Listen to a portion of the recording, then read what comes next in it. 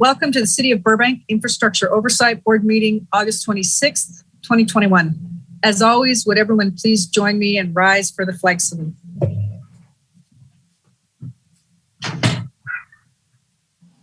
I pledge allegiance to the flag of the United States of America and to the republic for which it stands, one nation, under God, indivisible, with liberty and justice for all.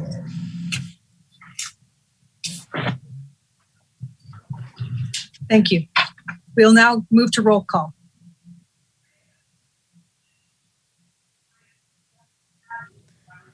Armin Avazian. Present. Walter Brennan Jr. Present. Maria Coronado. Present. Greg Jackson. Here. Present. Vanessa Rachel. She's currently absent today. Tamala Takahashi. Here. Thank you. And Jeff Vandervoort. Happy to be here. Thank you so much. All right, moving on to announcements. Ms. Takahashi? Yes, thank you, Madam Chair. I have two announcements tonight, brief. First, I wanted to share with my colleagues that this morning I attended a Zoom webinar on the Caltrans Interregional Transportation Strategic Plan. This particular workshop was for the SoCal region, and there have been others for the other regions as well as across the entire state. It was an interesting conversation that I think is worth watching, that I thought maybe our group would, and those watching the meeting tonight would be interested in. If you would like to see a recording of this meeting, you can do a Google search for Caltrans ITSP 2021, and then you'll get the first hit is the link to that website. And so this morning's meeting will be on there as well as the previous workshops. And then the second announcement is on Monday, I also attended on Zoom the Transportation Commission meeting in Burbank. And in that meeting, there was a presentation given on the update for the I-5 expansion and the Burbank Bridge. And in the past, this group has asked about that bridge. So I thought that might be an opportunity to see that update. I thought it was interesting. Good news, David Kriske said during that meeting, he said that the bridge should be done by the end of October for cars to go over. So that's pretty exciting. And that is available on the city website under meetings and city council and meetings and the past recordings. Thank you. Thank you. I thought the bridge was supposed to be completed in August. It was August, September, and it has slipped to October. I've been talking with them, the whole staff, to Caltrans, through staff the whole time as well. So unfortunately, it looks like it slipped another month. Yeah, looks like a lot of work still needs to be done. Well, we look forward to when that's up and running. Right. Ms. Rosales, do we have anyone for public comment? Anyone waiting? We do not at this time. Okay, thank you. Madam Chair, Yes. is everybody done with announcements? Because I had one as well. Oh, sure. Go right ahead. Okay. For the board and for the viewing public, our apologies, but we did not get the reorganization, the election of a chair and vice chair as we needed to for this August meeting, and we are going to postpone that to the September meeting. And that was it. Thank you. Thank you. Will do. All right. So we'll move to the consent calendar, and we have the approval of the previous meeting minutes. Any additions or corrections? Move for adoption.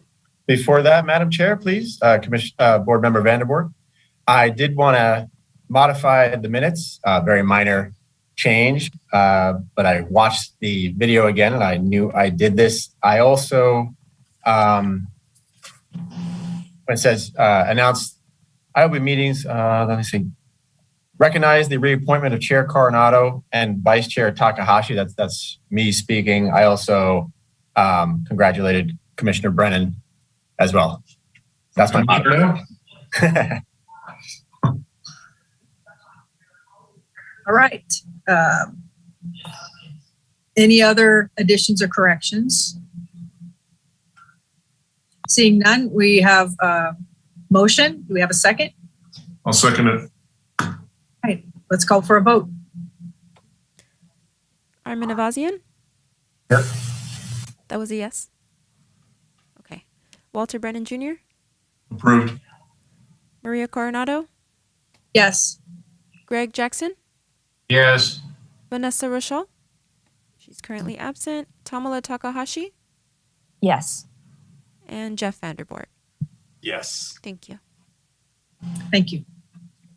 All right, so now we move to reports to the board.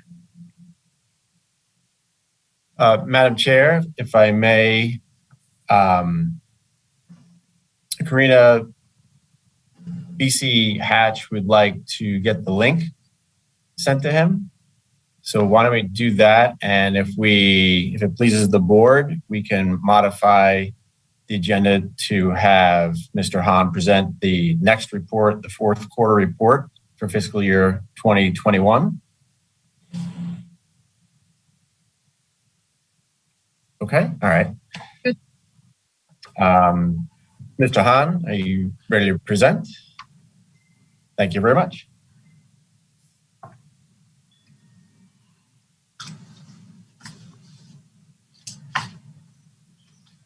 Thank you.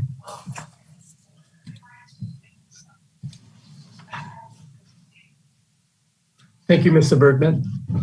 Good evening, Madam Chair Coronado and members of the board. My name is Hoon Han with Public Works. Tonight, I have before you the fourth quarter update for fiscal year 2021. The quarterly update to the IOB are required per city's municipal code. Oops.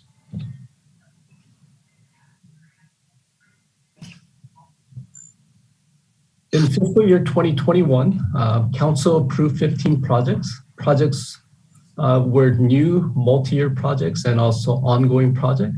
Of these, we have completed 3 projects, and rest are either in planning, design, construction, ongoing, or will be closed out.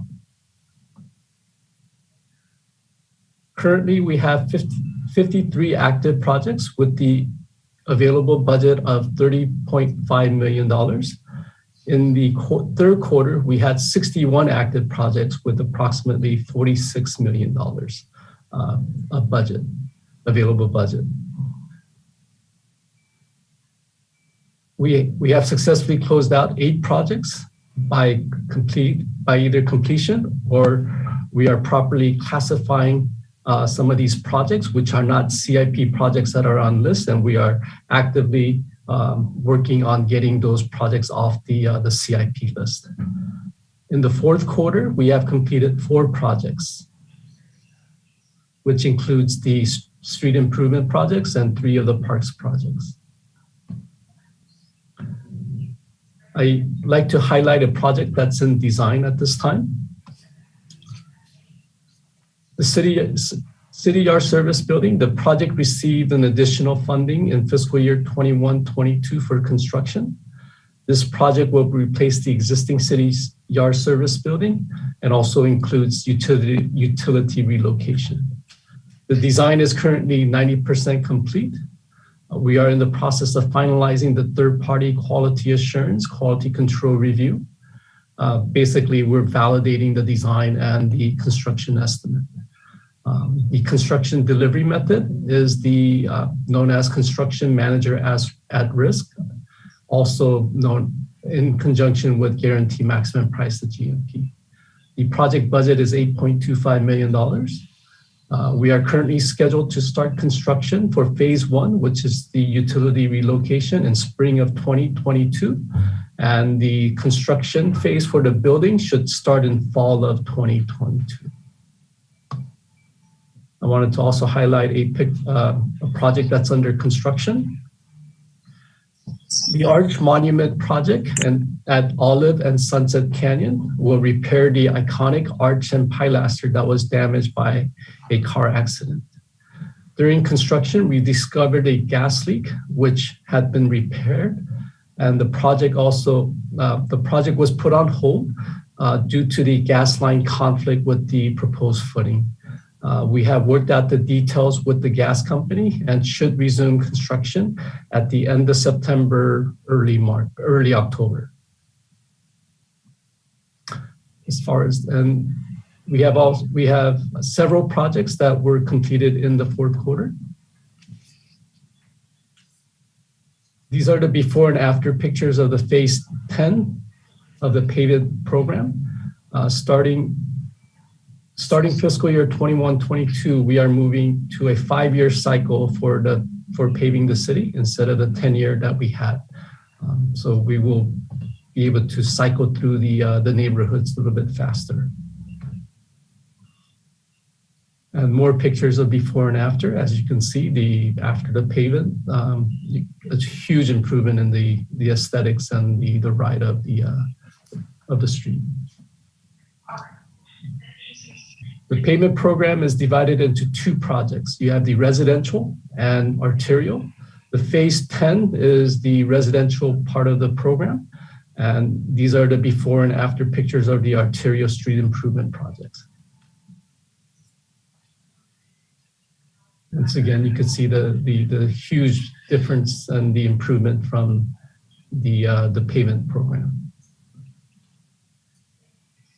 The pavement program also has concrete work. The concrete work includes replacing damaged concrete and installing new sidewalks, as you can see here on Verdugo Avenue. Here's a before and after picture of Nunigan playground replacement. This is a parks project that they've completed in the fourth quarter. And these are the tennis court resurfacing project that were completed in the fourth quarter also. And finally, the outdoor resurfacing project, the outdoor court resurfacing project, excuse me. And this concludes my presentation. I am available for any questions that you might have. And Madam Chair, before we open it up to questions, I think I wanted to point out a couple of things. Next quarter's report, which will be the first quarter for 21-22, we will be changing the format based on the input that we've had on the presentations that we've done. Provide some more kind of scope, budget, schedule things for each project and the amount of the value of the work done in each quarter on those specific projects. We'll keep Hoon and I were talking about, we'll keep the active projects tally, I believe, in there as applicable, because we've, as staff, multiple department staff, Mr. Han's been working with to really close out active projects and keep projects that are actually active open. So that'll be something we can keep track of. And I think that was all I had before we open it up for questions. So thank you.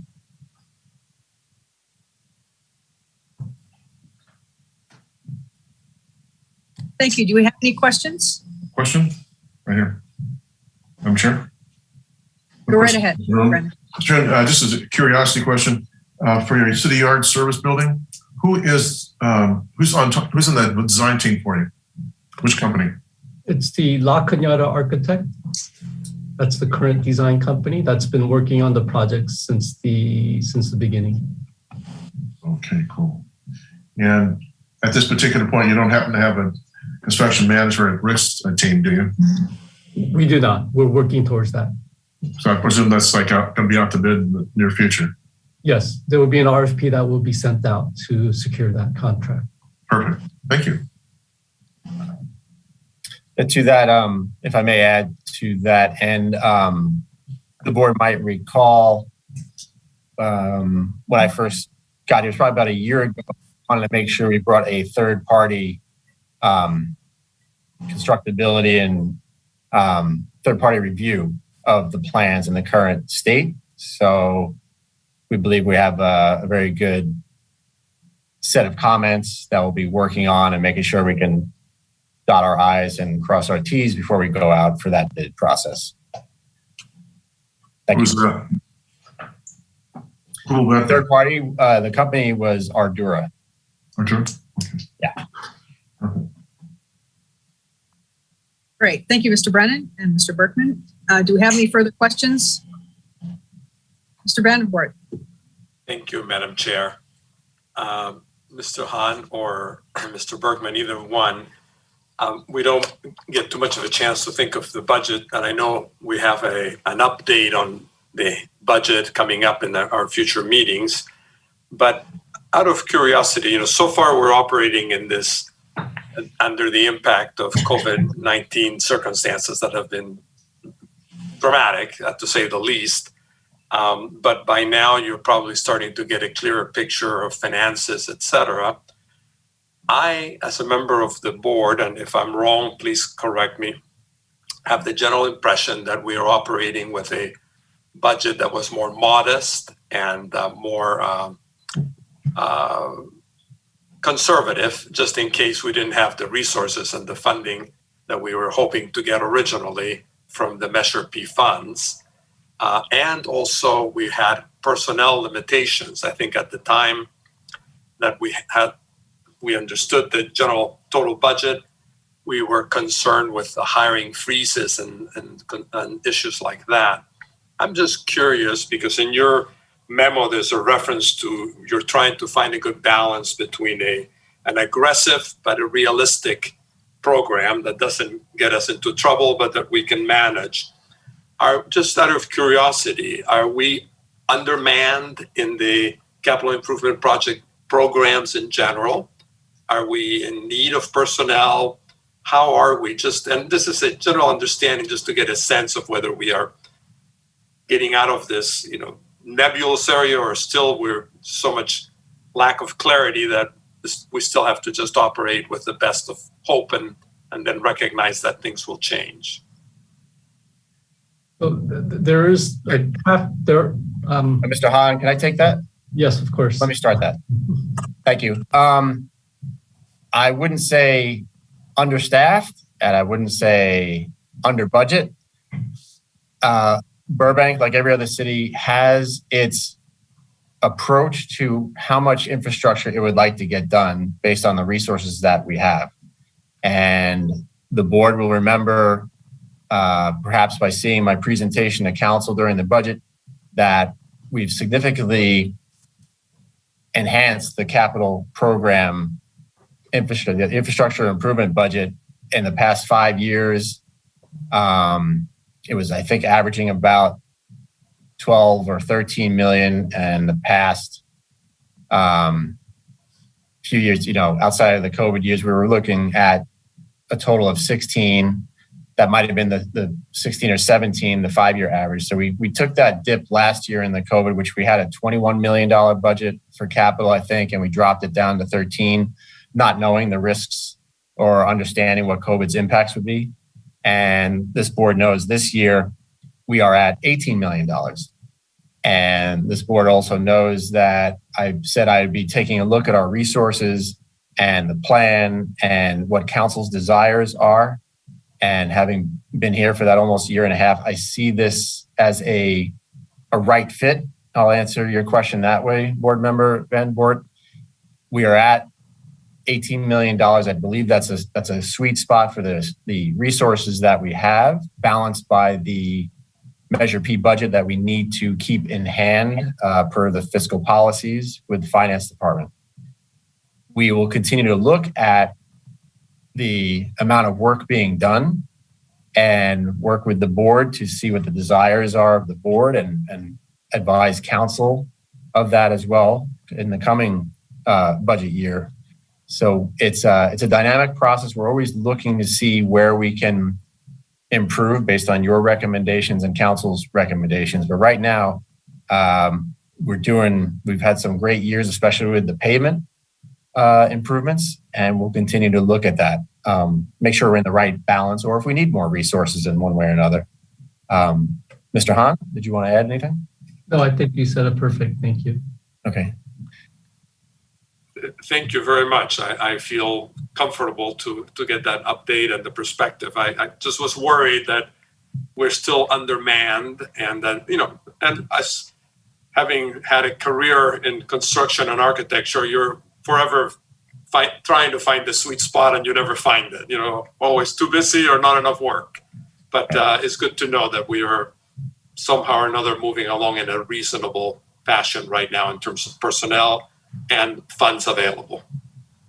Yes, I'm sorry, one thing that came to mind, we also have executed through council, we went through an RFP process. I think the board remembers. Now we have, Mr. Hahn, six on-call, full-service civil engineering, public works on-call consultants that should be able to supplement our efforts with staff. As you know, it takes a little while to get them up and running and get used to working with Burbank, and for us to identify the tasks that we want to have them do. A lot of that is land development and permitting, but it is definitely a resource enhancement that we brought on board, and hopefully that brings forth some more effort to the capital program too. Awesome. Thank you. Thank you, Madam Chair. Thank you, Mr. Vanderboort. Ms. Takahashi, you had a question? Yes, thank you. Thank you for that presentation. It's always great to see progress and pictures of where things are happening in the city. I have four projects I have questions about. Not too complicated, but I just wanted to get some clarification. So in regards to the street paving program and it being complete, does this mean that we have now paved the entire city in the intention to pave all the sections of the entire city? We've finished that entire paving program that has been set out. Is that what I'm hearing? Board Member Takahashi, we've completed the previous 10-year plan, and we've just about finalized our new pavement management program report that sets this 5-year program, because we've made progress. We have 20 sections in the city. We were hitting them 2 sections at the time, and this is the first year we were doing 4 sections at a time. And that map is actually on our website. I'm sorry, I don't have the link to guide you offhand, but the good news for the board and for the viewing public, we know in the November-December meeting, you will be receiving a full report on the pavement management program, and the engineers that will present that can discuss the entire program before and this year and going forward, and any questions that you may have. So I appreciate that question. Thank you. So just to reiterate, we completed all 20 sections of that on the map in this program.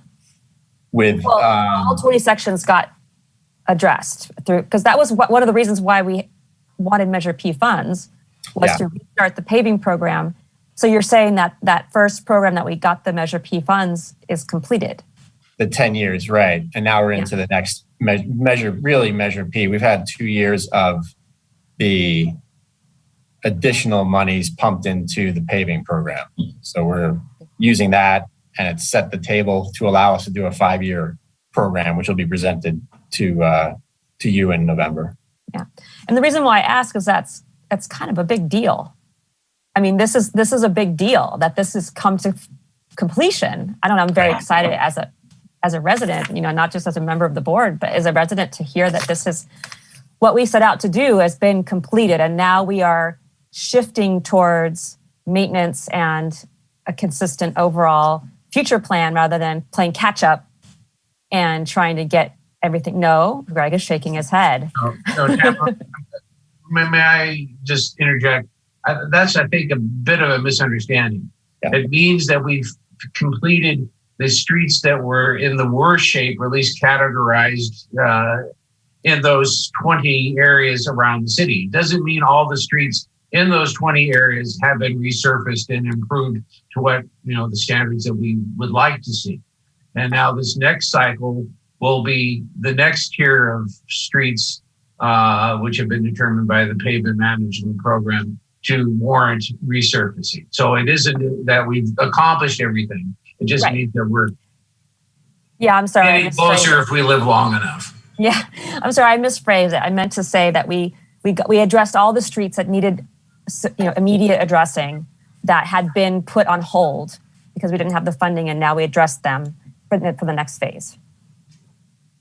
So that's what I understand. Board Member Jackson, thank you very much for the clarification.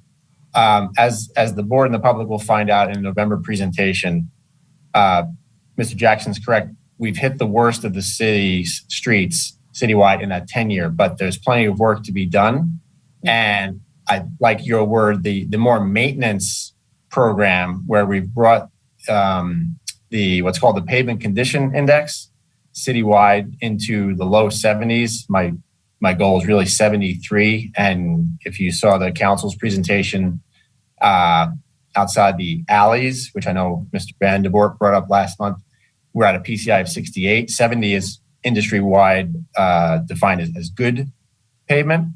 And we're going to hit those alleys as we go forward. But we still have, in these next 2 fiscal years, significant work that everybody will see in sections of the city to get into that more maintenance type of effort where hopefully we can reduce the amount of Measure P funds needed because we'll be in that lower maintenance effort, and that'll allow it to free up for other projects as well. Right. Well, thank you. I'm looking forward to the November, December update, and seeing that project completed is very encouraging. So thank you. Thank you. My second question or project I'm interested in, just a little bit of clarification, is the city yard building. That's been a topic that we've brought up several times, and it's been on hold, and then it's been restarted. Can you remind? Let's see. Hold on. You said that, Mr. Han, you said that there was extra funding that was placed into the budget for this particular project. Can you remind the board and the public where that funding came from and how that extra funding was placed onto the? I think we discussed it a couple meetings ago, but I wanted a quick reminder. Yes, so originally we actually asked for that in fiscal year 2021, but because of COVID, we actually had to remove it. It was about, I think, $3 million roughly. It's for construction funds, and it's the Measure P dollars. So as part of the fiscal year 21-22, we put the request in, and it was actually, the board had agreed that we should move forward with that. And then the council have approved that, the budget for that. So this is a Measure P Correct. project? It's partially. So the project started before Measure P. So the original budget that was put forth, it wasn't Measure P, but the 3.1, or I think roughly about $3 million that we added, that is Measure P dollars. I'm wondering if it might be worthwhile to put some signage near it that this is a Measure P project. I don't know. I think that having visuals of where our Measure P funds are being allocated would be great. So just some for consideration. The third project is the Arch Monument. I actually drove by that the other day and I was like, what's going on there? So thank you for the update about that and the gas leak. And my question is that, just like with so many construction projects, you get going and then you realize that, something's wrong and you need to fix it. That's happened when we worked on our house. It's very, it's not a huge surprise. But my question is like, did that increase the cost of the project at any significant amount? And if so, how does that get managed if the cost is increased? Or is that something that's BWP and not Public Works? So we're working on it. As far as cost increase, there is an impact. Basically, we're working with the contractor. The contractor has been a willing partner through the whole process. So we will be paying for the additional remobilization, demobilization, and some of the backfill. So as far as the cost, it's within the budget that we have. So it's been manageable. And so I am coordinating right now with the contractor, and we're finalizing the plans with the details that the gas company has approved. And so we should be back in the field towards the end of, like I said, September, hopefully early October at the latest. Okay. And any rough estimate of when you think, assuming everything goes the way it's supposed to, when it would be completed? Yeah, I mean, when we start, it's about a 3-week project, essentially, 3 to 4 weeks max. Okay. Would that I be told them too? to get it done before the holidays, so Yes. he's under pressure. Great. So put some garland around it. And my last question is about the playgrounds. So it was great to see the new playgrounds. I saw a post on social media a few weeks ago with a list of the different playgrounds that are being updated. Are those still in the works, or can you give us a quick, are the ones that you showed us, are those on that list, or is that a different set of playgrounds, or just a quick update on those? Would be great. I see Parks and Rec Director Ms. Garcia's mic is open. Yes, thank you so much. Good evening, Chair Coronado and board members. Marissa Garcia with Parks and Recreation. So currently, we do have 3 park playgrounds that were funded last fiscal year that are under construction. And I'll quickly just let you know, Isaiah Park is currently in demolition right now. That project started on the 6th of September. We're conservative with our completion date. I believe that was scheduled to be completed by the 22nd of November, but we're well ahead of schedule. And in fact, we started this playground first because we had a little some challenges with one of our other playgrounds. So I'll kind of quickly go through. So right now, Isaiah Park Playground is under construction. That should be completed, we anticipate, by the end of September. And it'll be a brand new playground and new shade fabric over that play structure. Next, on October 4th, we plan to begin replacing the playground at Rose Park, and that'll take us into December. And the third playground is Miller Park. So that is a joint use facility. So it's actually Miller School. And during non-instructional hours, it's called Miller Park. So that's to give that neighborhood park. So we, as part of our joint use agreement, the city is responsible for replacing that play structure.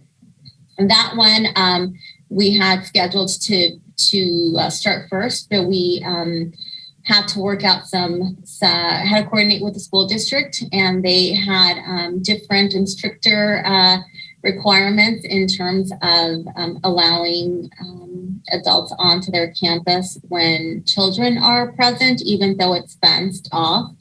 And we would have ingress and egress where there would not be any contact with kids. They still have are requiring us to go through a couple of extra layers of security, which we fully support. And that's those are the 3 playgrounds that are currently under construction. Great, thank you. Are those playgrounds on our CIP list, or are they something that's under our budget, or is that if the playground completed that we mentioned at Lundigan Park is one that was featured, I would imagine the other ones are also on our list too? Correct. So Lundigan was actually funded through CDBG funds. So technically not Measure P dollars, but nonetheless, it's a capital improvement project, and that was 100% funded with a grant. And these are all Measure P funded projects. Oh, they are? Yes. Can we get signs up at the Absolutely. parks to say funded by Measure P? I think it would be great to show the community where, visibly how our kids are benefiting from it. Yeah, I think that would be great. All right, great. Those are all my questions. Thank you so much, Madam Chair, and thank you for the answers to my questions.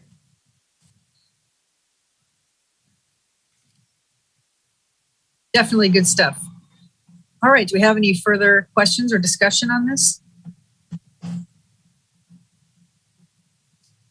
All right, seeing none, I think we can move on to our report unless Mr. Berkman or staff has something. Oh, thank you. Let's get to the first report, fire protection of city facilities adjacent to hillside areas. And I'd like to introduce Battalion Chief Mark Hatch, and he will take over from here for the presentation. Good evening. Can you hear me? Can you hear me, Ken? I didn't get in on the sound check. Yes, sir. Yes, All you right. are good to go. Very good. Thank you. My name is Mark Hatch. I'm a battalion chief with the Burbank Fire Department, assigned as the fire marshal currently. And I was asked to talk a little bit about our fire protection of city facilities that are adjacent to our hillside areas.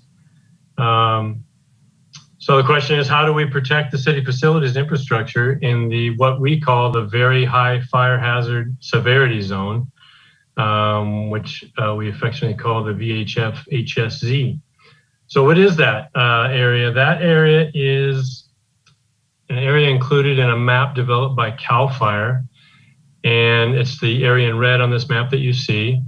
And as you see, it's the northern end, northwestern end of our city, and in the wildland urban interface area. So every community in the state of California gets a map like this.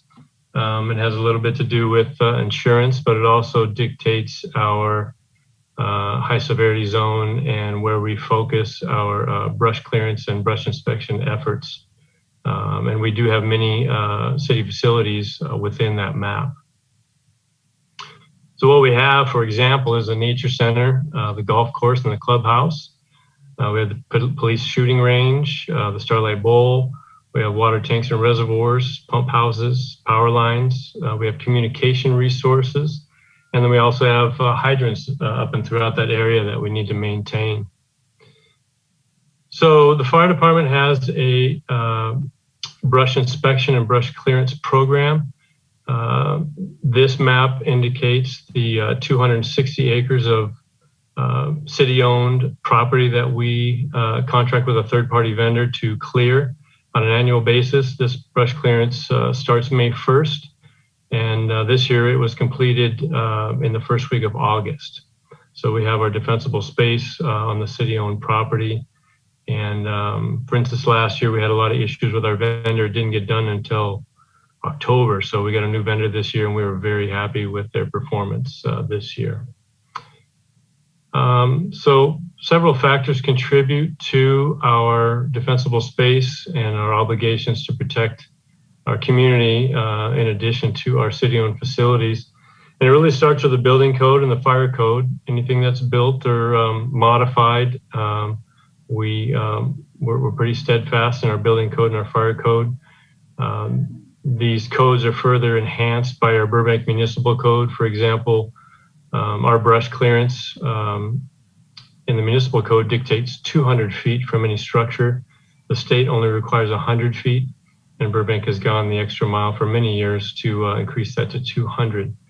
And it is through our annual inspections of all of the private properties within that CAL FIRE map and the city facilities in conjunction with the brush clearance that we maintain that defensible space and maintain that 200 feet. Well, our program, we like to call a vegetation management program, which includes, like I said, the brush clearance on public and private property. We have just now, in the last year, started to develop a program and seeking funding as we move along for the maintenance and removal of dead and diseased trees and trees that are in need of maintenance on city property that are within proximity to any structures. In Burbank, we have a pretty high standard on fire sprinklers, any new construction throughout the city, but also in the brush area requires fire sprinklers. And then 20, 25 years ago, the city of Burbank adopted a no wood shake roof ordinance that has taken many years. We still have a few wood shake roofs in the city that we are actually have a meeting in a couple of weeks to try and address and try and catch those last few within the city to get rid of the wood shake roof. So that's kind of a broad overview of the factors that contribute to our compliant building materials and create the defensible space and reduce the probability of ignition and the spread of the wildfire throughout our city. Maintenance of the defensible space, building codes, building materials, all of that reduce the ember cast and the spread of the potential of any wildfire. And as you know, throughout the state right now, it's pretty crazy up north. We have several resources up north helping out. And it's just a matter of time before we're dealing with it down here. So knock on wood for us. I just want to give you an idea of, we talked about the prevention, but we're pretty resource rich in this area. So if we do have a brush fire response, our first alarm will be 5 engines, a battalion chief, an initial response. And we have agreements with 13 cities within the area that are dispatched by our Verdugo dispatch, that we have dropped all borders. So if anybody has a brush fire, all of our what we call Area C partners are potential resources for us to call upon. We also have agreements that include LA County and LA City helicopters, LA County hand crews. We have agreements with the Forest Service for various types of equipment. And we can call on LA City to grab another 5 to 10 fire engines if we need it. So right now, we're resource rich. As incidents arise. That pool obviously becomes a little thinner, but we're surrounded by great partners and with a lot of resources.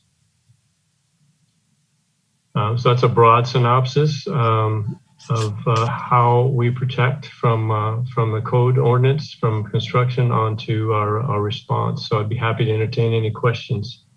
Sure. Question. I have a couple questions for you, Chief. A couple questions based on everything I see. Looks pretty good, like in terms of like having the crews go up there from time to time and clear the brush. But on a more serious basis, knowing how things are around here, and lived here all my life in Southern California, why don't we have, I'll say, like limited fires to clear off the brush, and or why not have sheep herders and or goat herders going up there on a regular basis to clear the brush? Because knowing full well that the brush will not recede, the natural vegetation of this area will not recede unless there's a fire, and we don't want big fires. So an annual, say, small brush fire, if possible to manage in different areas, would probably be okay. But what's your response to that? Can you do things like that, or can you get like herd management up there? Yeah, we, in response to your question about, I think your question was about controlled burns to thin the fuel. We have never done that to my knowledge, in Burbank. There are communities, they mainly do that in the forest. So for instance, in the Angeles Forest, they do that quite a bit. For instance, Yosemite and the more forested areas. They do it in areas that have similar fuels to us in the brush and chaparral. But we have never done that. And to my knowledge, it's really never been discussed here in the city of Burbank to thin our fuels like that. You can only do that in certain times of year. You can only do that under certain conditions. It takes certainly a certain skill set to do that. In response to your question regarding using goats, for instance, to clear the brush, we have always relied on our third-party vendor, human brush clearance for that. I actually saw recently that Glendale has deployed a herd of goats to do that, but they also have a much larger area of brush to maintain. So we've always been happy with that 200 feet of clearance around our structures with our brush clearance program. Well, thank you. Thank you for answering that. Yes. Go ahead, Ms. Taguchi. Yes, thank you, Mr. Hatch, for that presentation. I have a few questions for you, more, I guess, for historical context or for understanding kind of how fires have affected us in our city. So several years ago, there was a significant fire up in the hills, right? During the fire season, we were the first major fire during that particular fire season. Was it like in 2017? 2016, I think it was. It was. Yeah. During that particular fire, were any of the public city facilities or public facilities affected by that fire? And if so, what were they? And were there any lessons learned during that particular time? I'm not sure if you're talking about the Latuna fire that came over in 2017. We've had that. We've also had a couple of fires started at our police shooting range over the last couple of years. We also had one start off with Harvard that was due to, I believe, a homeless person started that and camping there. We have not had any significant damage to city facilities in my almost 30 years here in terms of brush fires. And again, I think that is because of our the skills and abilities of our fire department, the city of Burbank, the initial response, and our resource-rich pool that we can draw from, as I stated, with our response with the LA City helicopters, the hand crews, the Forest Service.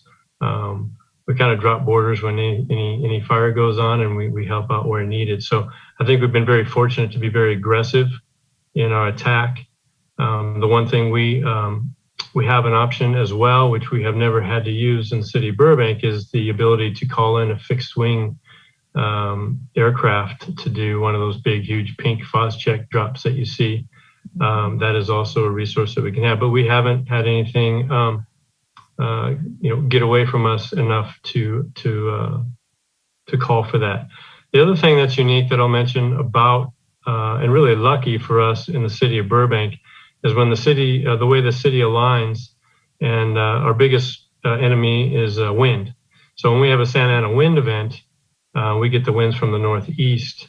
It's really blowing down canyon for us, which in itself can certainly be dangerous under certain conditions, but that's a little better than it blowing up canyon in conjunction with the fuel and topography. So that does work in our favor.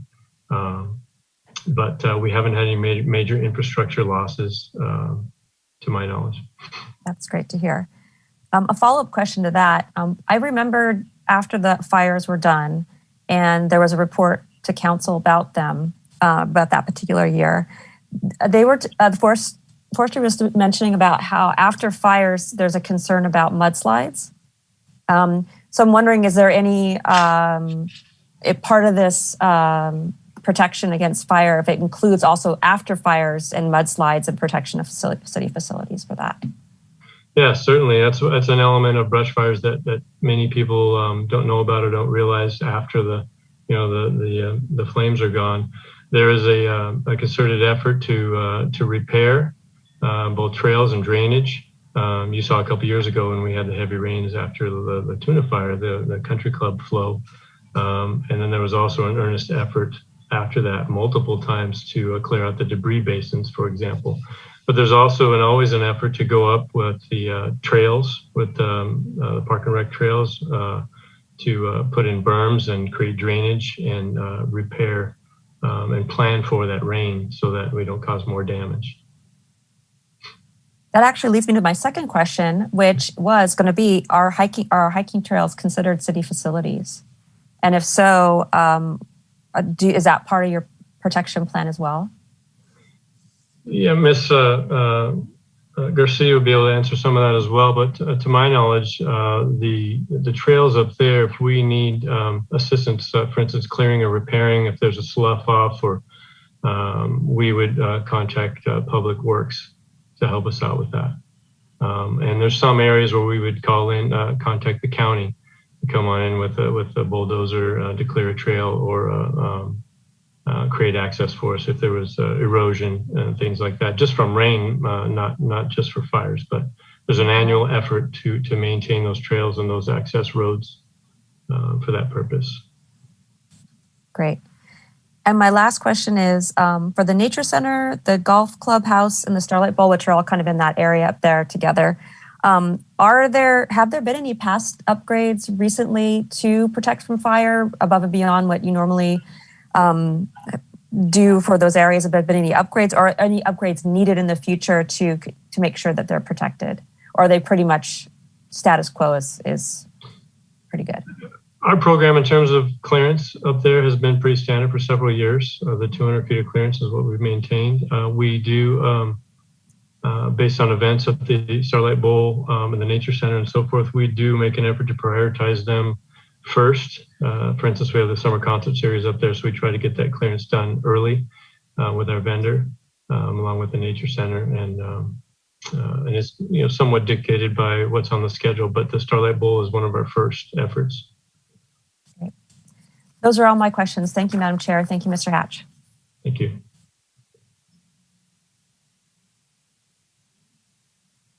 Any further questions? Seeing none, hearing none. Thank you, Mr. Hatch. Great report. All right. Thank you very much for having me. I'm happy to come back anytime. Thank you. Thanks a lot. Ms. Garcia, thank you as well. All right, we will receive and file both of those reports, and we'll move on to introduction of additional agenda items. We have a few pending agenda items, and coming up in September, we have a review of the IOB scope of responsibilities and a joint meeting with the Transportation Commission. I'm looking forward to that. Madam Chair, may I? Yes, you may. Ms. Kuwahara, I might need your help here. I need to modify the agenda, and the question for our city attorney is, doesn't have to be answered now, but as I go through this explanation, whether I need a majority vote of the board to modify this. What I need to do, and I'll explain why, I would like to move both items of September into what we'll put down next month as a future agenda item, as opposed to an agenda item identified by the month, because I don't know the schedule.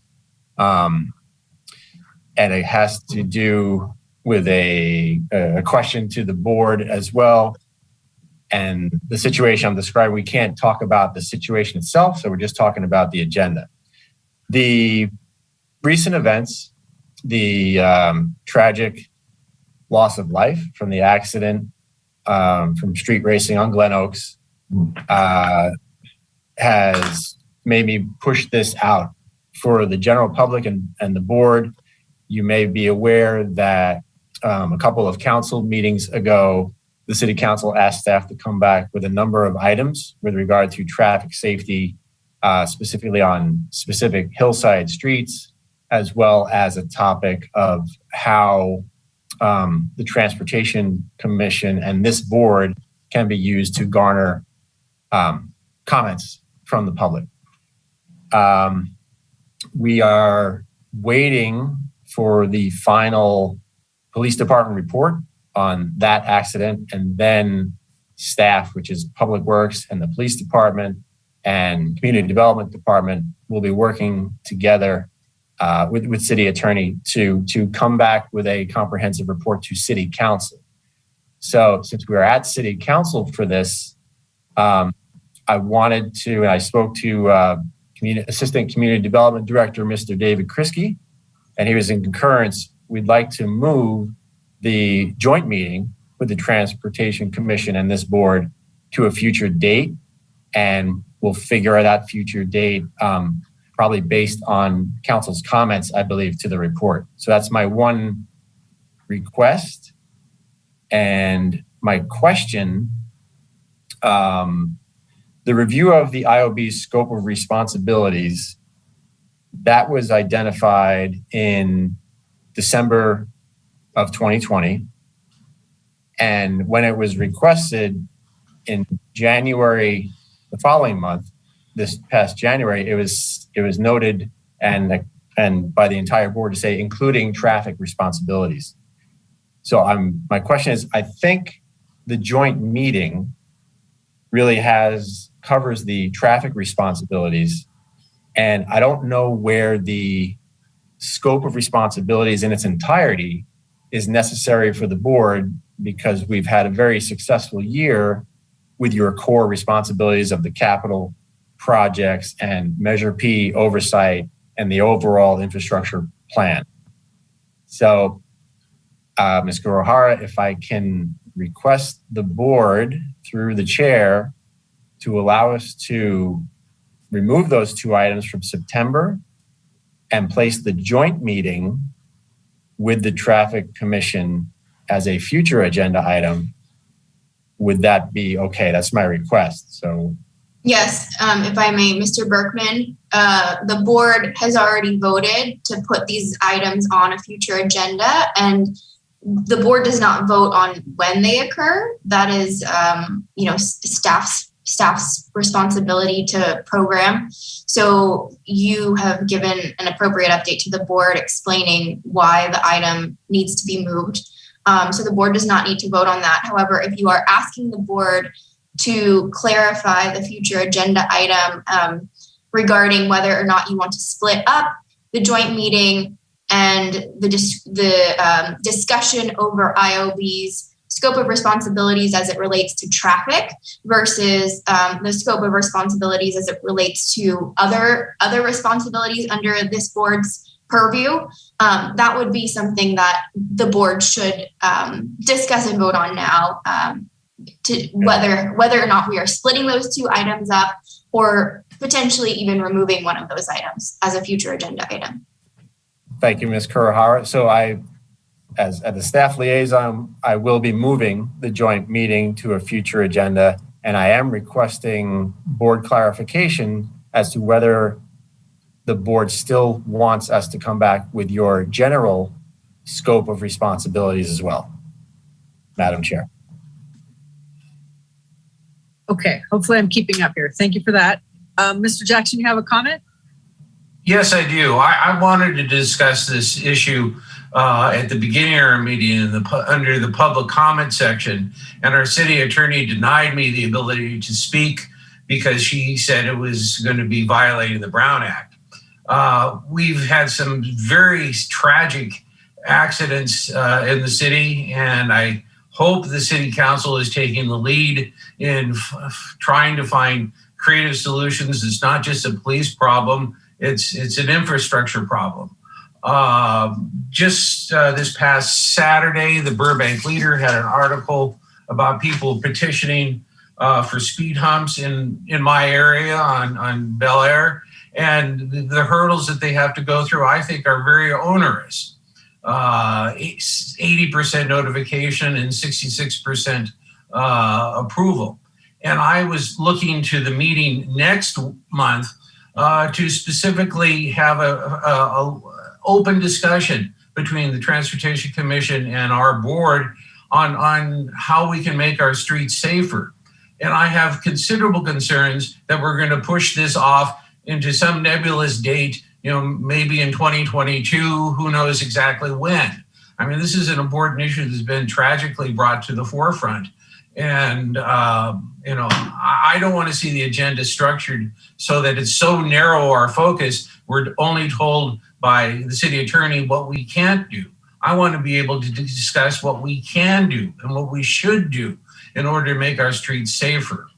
I'm sorry, Ken, but I don't agree with you that we should put this off to a date uncertain. I think this should be heard now.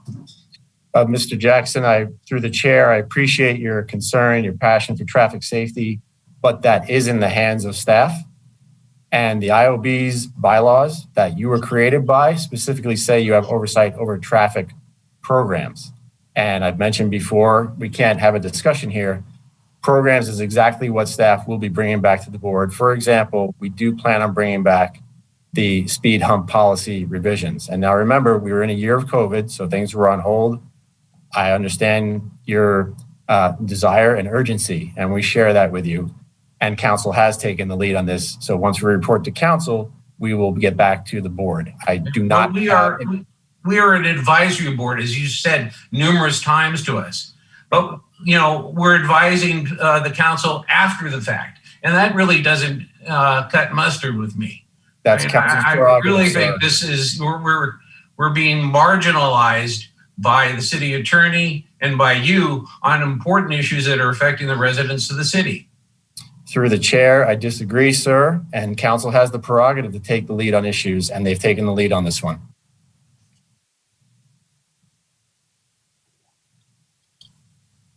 Ms. Takahashi. Yes, thank you. Mr. Berkman, could you clarify what it is exactly that the council requested of this board? I heard that they requested something from us, but I'm sorry, I did not get the details on what they asked from us. Ms. Kurohara, are we getting into a discussion or can I answer that? if it relates to your reason for moving the agenda item, then you may discuss it. But Sure. again, this is Briefly. not an agendized topic, so you need to stick to the procedural aspects of this. Right. So in general, the council requested staff to come back with an analysis of streets in our city and traffic safety. I believe it was Glen Oaks and 6th and Kenneth, and I might have forgotten. So that was one thing, reviewing those streets. Looking to see how the board and the Transportation Commission can be used to assist in garnering public input. Okay. And the other, I can't remember the other thing. There was one other thing, but it was an all-encompassing kind of request. So we're being asked to review or look at what staff's report is as a way for the public to be able to see it before it goes to council, like as an avenue going through this board and through the transportation board, as an avenue for the public to have input before it goes to council. Is that the idea? No. Oh. Their request of staff related to the Transportation Commission and this board is how in the future, it kind of goes hand in hand with what we want to do with the Transportation Commission is identify our roles and responsibilities related to traffic. Okay. So because council's asking for that, that's where we'll go first. And then we'll see where they go with that report, and perhaps that feeds into the roles and responsibilities of the two bodies. Okay. If I may just jump in and be very, very clear here. This board's responsibilities are outlined in the Burbank Municipal Code, which the council has adopted, and they adopted very specific provisions, as Mr. Berkman has mentioned, over traffic programs. This is within the council's jurisdiction to refine and provide direction to its boards and commissions who, as Mr. Jackson mentioned, are advisory to the city council. And so in that regard, that is why council is asking for staff's input so that they may refine this board's scope of responsibilities as may be necessary. Okay. So basically this is a process to hear from council more direction or more refinement on what our traffic responsibilities would be in the future. Is that what you're saying? I don't think I'm really not following. I'm sorry. I'm really not following what it is that maybe the other board members are following better than me to understand what it is that under traffic anyway, what it is that we are or are not doing and what we're being requested versus what we'd like to do on our own accord. So I'm just having a little trouble following that. Well, for this, let's get back to the issue at hand, which is we're just moving the joint meeting between the two bodies to a future date. And I can't get into a discussion. I was trying to give some background as to, I can't report to you because I'm reporting to city council in a couple of months with other departments. So it's kind of the cart before the horse idea. And perhaps, I don't know what will come out of council advising or asking staff how to use the bodies. It's an unknown now. So if that's unknown, then it's going to be a moot point to have a discussion between the two bodies because I'll be like, I don't know. I got to go to council and see what they say. Okay. That's clarifying all that. So Mr. Vanderboort, did you have a comment? I'm sorry. I have one more question about the meeting. I can wait. Finish up. Yeah. So if we do decide to move that joint meeting, we had voted to move our meeting to Monday instead of Thursday. So I think we'd have to vote again, right, to move it back to Thursday. I'm not sure how that would work, but I have it in my calendar as Monday on September. And I just want to make sure that if we move it, that it gets back on Thursday so we can all, and everybody in the public knows which day it is. Through the chair for the board, that was a placeholder. We never set the actual meeting date. So there's nothing to cancel at this time. Oh, okay. Good. That's all I got. All right, Mr. Vandervoort, and then I have a comment after you. Thank you, Madam Chair. Fellow board members and Mr. Berkman, from my personal perspective, because this is something that I've been wanting to see come to us sooner rather than later, I think we may have a reason for having two specific items. The joint meeting, in my opinion, will be a wonderful opportunity to work together and work our way through the process. But I, for one, was under the impression that our board had the ability to make recommendations on traffic programs, but then you clarified that the council made some further adjustments to our responsibilities on the scope that is. I'm looking at the Burbank Municipal Code that established our infrastructure oversight board. So I would like to still see the scope of responsibility brought to us as quickly as possible. Okay. We may not be able to finalize anything if the council 2 weeks hence or 2 months or 6 months hence changes our scope anyway. We serve at their pleasure. I understand it.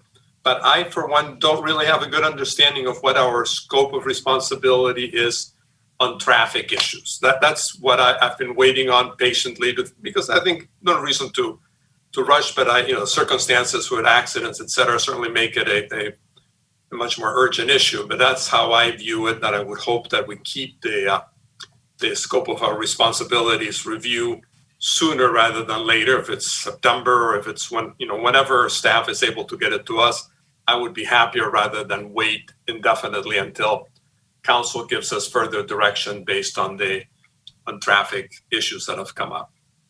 That's my point, Madam Chair.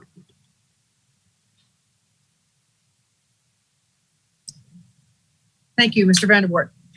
The question I have, and I hope I'm not getting into a discussion, is some months it feels like we have some robust reports, and I know we don't want to put any undue stress on staff as they're very busy. And I know that we made an exception when Ms. Takahashi was absent one night, and we carried over one of the agenda items to the following month and had some discussion on that.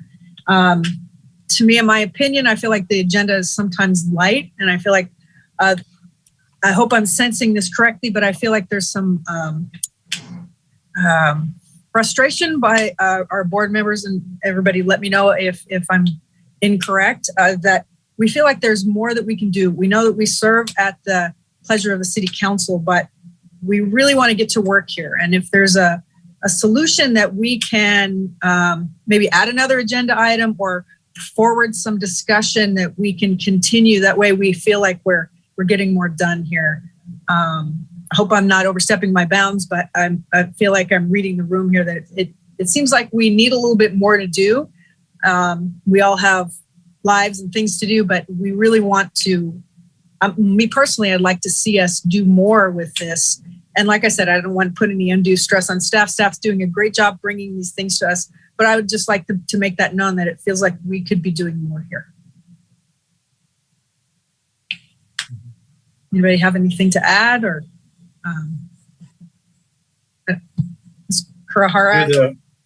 If I may, through the chair, given what I've heard from Member Vandervoort, it would be feasible for us to put a scope of responsibilities item and keep it on there for September. It should be pretty simple because the municipal code cites your responsibilities pretty succinctly, and we can bring that to the board and what is and is not traffic program level responsibilities as well. So I think we could do that. Okay. We will then do that. We'll leave the September agenda item on there, review the IOB scope of responsibilities, and we can move the joint meeting to a future meeting pending what council does with our report. So thank you for the input. We at staff definitely appreciate the desire to do as much as this board can do within the roles and responsibilities that you have. And we seek to maximize your expertise and your opinions as we go forward. So thank you for the discussion. Thank you, Mr. Berkman. Appreciate the answer on that. All right, so we have future agenda items coming up for October, November, and December. Is there anything that we need to add? Does anybody have any future agenda items they'd like to add that they don't see listed here? Ms. Takahashi? There's one agenda item I would like to suggest the board consider. The GGRP, the Greenhouse Gas Reduction Plan, is almost ready, and it's going before the Sustainability Commission and being presented there. And more cities are looking at infrastructure from the lens of greenhouse gas reduction and sustainability. And I know I brought it up last time, and Mr. Berkman said that was a broad topic. It's climate change is a huge topic to tackle. But I'm wondering if that same presentation that goes in front of sustainability could potentially be brought in front of our body before it goes to council as well, to get another point of view from an infrastructure perspective. Because I do think that there's a value in looking at citywide solar, electrifying fleets, looking at, I know it's not really necessarily under our purview on some of those items, but if we are looking at reducing traffic, or we're looking at, increasing pedestrian, that will affect how we, maybe have our pavement plan or sidewalk repair plan, or, parks and that kind of thing. I don't know. I think that there's a place that we can take a look. I don't want to add too much more staff work, but since the GGRP is going to be presented in front of sustainability anyway, perhaps it could also get a look here. But it depends too on what my colleagues on the board have to say. I don't want to be the only one to push this, but I think that might be something to consider for our board as well. Thank you.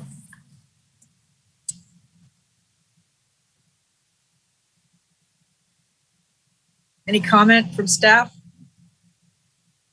Hi, sorry, I was on mute there. Madam Chair, I'll have Mr. Hahn reach out to Karen Pan in CDD to see their schedule.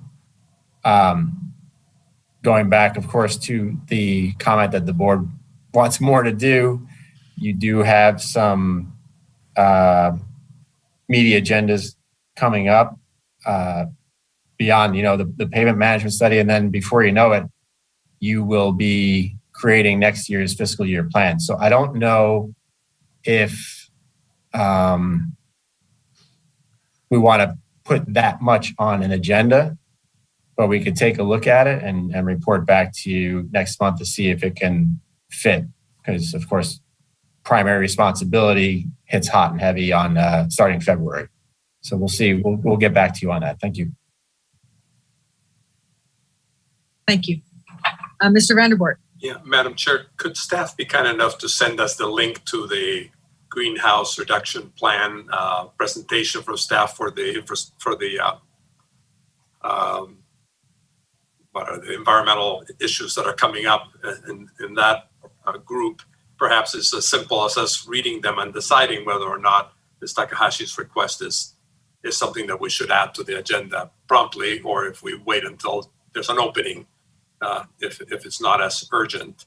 But I don't know anything about it. I certainly would read the staff presentation on my own and be a little more informed. And perhaps others in the board might want to do that too.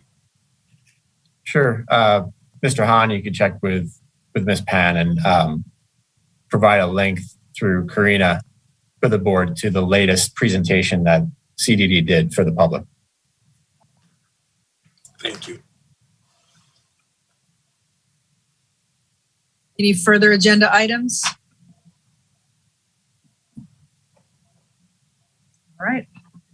Seeing none and hearing none, I think we can move to adjournment.